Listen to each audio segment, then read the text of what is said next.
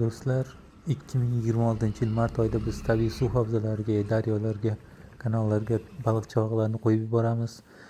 Mana shunday xayrli ishda siz ham faol ishtirok eting, o'z hissangizni qo'shing. Har bir respublika bo'yicha har bir viloyatimizda mana shunday chellenjlar davom etmoqda do'stlar. Tabiiy havzalarga baliq-chovoqlar qo'yib yubormoqda va bu bilan baliqlarimiz ko'payishiga o'z hissamizni qo'shgan bo'lamiz. Do'stlar, har bir ovchi baliq ovga chiqqanda kamida 100 ming so'mdan xarajat qiladi, bo'lmasa buyog'i 1 milliongacha xarajat qiladi.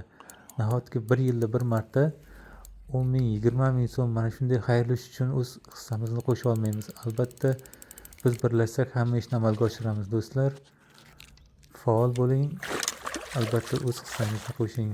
E'tiboringiz uchun rahmat. Karta raqamlarini qoldiraman do'stlar.